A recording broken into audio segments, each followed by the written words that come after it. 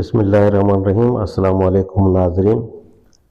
सबसे पहले छोटी सी दरख्वास्त करेंगे कि मेरे चैनल को लाइक, शेयर और सब्सक्राइब तो ज़रूर करते हुए देखें, और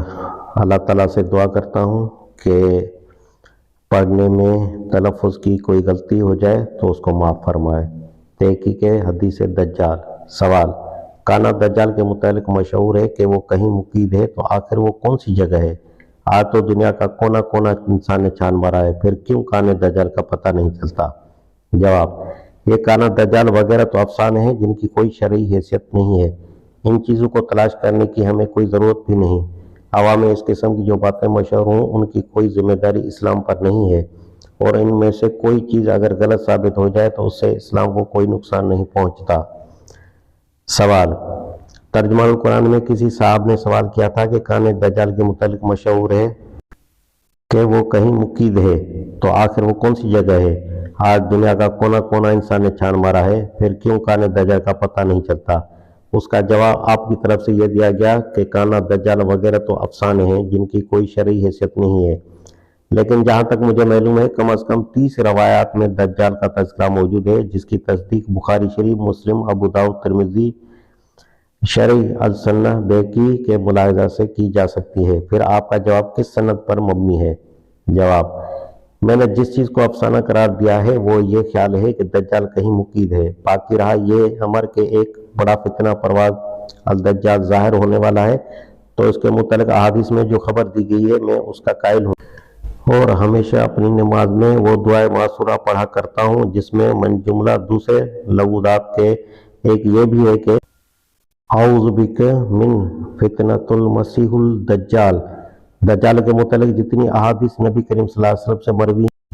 उनके मजमून पर मजमूई नज़र डालने से ये बात साफ वाज़ेह हो जाती है कि हुज़ूर करीम सल्लल्लाहु अलैहि वसल्लम को अल्लाह की तरफ से इस मामले में जो इल्म मिला था वो सिर्फ इस हद तक था कि एक बड़ा दज्जाल ज़ाहिर होने वाला है, और उसकी ये सफ़ात होंगी, और वो इन खुसूसियात का हामिल होगा। लेकिन ये आपको नहीं बताया गया कि वो कब ज़ाहिर होगा, कहाँ ज़ाहिर होगा, और ये कि आया वो आपके अहद में पैदा हो चुका है या आपके बाद किसी बईद ज़माने में पैदा होने वाला है। इन उमूर के मुतालिक जो मुख्तलिफ बातें हुज़ूर अकरम सल्लल्लाहु अलैहि वसल्लम से अहादीस में मनकूल हैं, उनका इख्तिलाफ मज़मून खुद भी ये ज़ाहिर करता है, और हुज़ूर अकरम सल्लल्लाहु अलैहि वसल्लम के तर्ज़ कलाम से भी यही मुतरशह होता है कि वो आप सल्लल्लाहु अलैहि वसल्लम ने बरबनाए वही नहीं बल्कि बरबनाए ज़न और क़ियास इरशाद फरमाई है। कभी आपने ये ख्याल ज़ाहिर फरमाया कि दज्जाल खरासान से उठेगा, कभी ये कि अस्फान से, और कभी ये कि शाम और इराक के दरमियानी इलाके से। फिर कभी आप सल्लल्लाहु अलैहि वसल्लम ने इब्न सयाद नामी उस यहूदी बच्चे पर जो मदीना में गालबान 2 या 3 हिजरी में पैदा हुआ था, ये शुबा किया कि शायद यही दज्जाल हो। और आखिरी रवायत यह है कि 9 हिजरी में जब फ़लस्तीन के एक ईसाई राहिब तमीमदारी ने आकर इस्लाम कबूल किया, और आपको ये किस्सा सुनाया कि एक मरतबा वो समुद्र में गालबन बहर रूम या बहर अरब में सफ़र करते हुए एक गैराबाद जजीरे में पहुंचे, और वहाँ उनकी मुलाकात एक अजीब शख्स से हुई, और उसने उन्हें बताया कि वो खुद ही दज्जाल है। तो आप सल्लल्लाहु अलैहि वसल्लम ने उनके बयान को भी गलत बावर करने की कोई वजह न समझी, अलबत्ता उस पर अपने शक का इज़हार फरमाया कि इस बयान की रूह से दज्जाल बहर रूम या बहर अरब में है, मगर मैं ख्याल करता हूँ कि वो मशरक से ज़ाहिर होगा। इन मुख्तलिफ रवायत पर जो शख्स भी मजमूई नज़र डालेगा, वो अगर इल्म हदीस और उसूल दीन से कुछ भी वाक़िफ़ हो तो उसे यह समझने में कोई जहमत पेश न आएगी कि इस मामले में हुज़ूर अकरम सल्लल्लाहु अलैहि वसल्लम के इरशादात 2 अज्ज़ा पर मुश्तमिल हैं। जुज़ अव्वल ये कि दज्जाल आएगा, इन सफ़ात का हामिल होगा और ये फितने बर्पा करेगा। ये बिल्कुल यकीनी खबरें हैं जो आप सल्लल्लाहु अलैहि वसल्लम ने अल्लाह की तरफ से दी हैं, उनमें से कोई रवायत दूसरी रवायत से मुख्तलिफ नहीं है। जुज़ दोम ये कि दज्जाल कब और कहाँ ज़ाहिर होगा और वो कौन शख्स है, उसमें न सिर्फ ये कि रवायात मुख्तलिफ हैं बल्कि अक्सर रवायात में शक व शुबा और गुमान पर दलालत करने वाले अल्फाज भी मरवी हैं। मसलन इब्न सयाद के मुतलक आप सल्लल्लाहु अलैहि वसल्लम का हज़रत उमर रज़ियल्लाहु तआला अन्हु से फरमाना कि अगर दज्जाल यही है तो इसके कत्ल करने वाले तुम नहीं हो,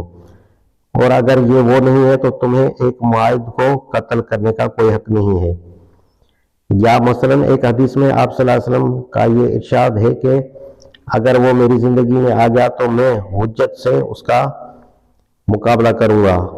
ورنہ میرے بعد میرا رب تو ہر مومن کا حامی و ناصر ہے۔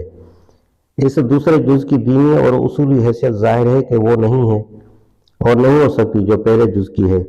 جو شخص اس کی بھی تمام تفصیلات اور اسلامی عقائد میں شمار کرتا ہے وہ غلط کرتا ہے، بلکہ اس کے ہر حصے کی صحت کا دعویٰ کرنا بھی درست نہیں ہے۔ ابن سعد پر آپ صلی اللہ علیہ وسلم کو شبہ ہوا تھا کہ شاید وہی دجال ہو، اور حضرت عمر رضی اللہ تعالیٰ عنہ نے تو قسم بھی کھائی تھی کہ یہی دجال ہے، مگر بعد میں وہ مسلمان ہوا، حرمین میں رہا، حالت اسلام میں مرا اور اس کی نماز جنازہ مسلمانوں نے پڑھی۔ اب اس کی کیا گنجائش باقی رہ گئی کہ آج تک ابن سعد پر دجال ہونے کا شبہ کیا جاتا رہے۔ تمیم داری کے بیان کو حضور اکرم صلی اللہ علیہ وسلم نے اس وقت تقریباً صحیح سمجھا تھا، مگر کیا 1350 برس تک بھی اس شخص کا ظاہر نہ ہونا جسے حضرت تمیم نے جزیرے میں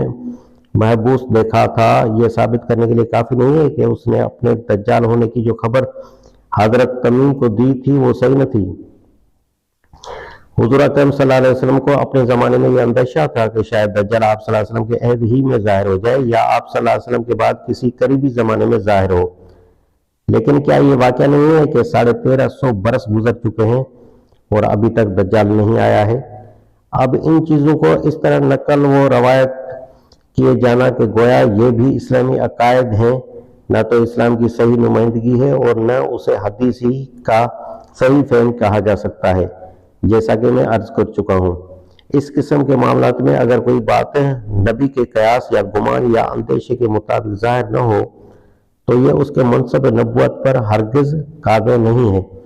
نہ اسے عصمت انبیاء کے عقیدے پر کوئی حرف آتا ہے، اور نہ ایسی چیزوں پر ایمان لانے کے لیے شریعت نے ہم کو مکلف کیا ہے۔ اس اصولی حقیقت کو تعبیر نخل والی حدیث میں نبی کریم صلی اللہ علیہ وسلم خود واضح فرما چکے ہیں۔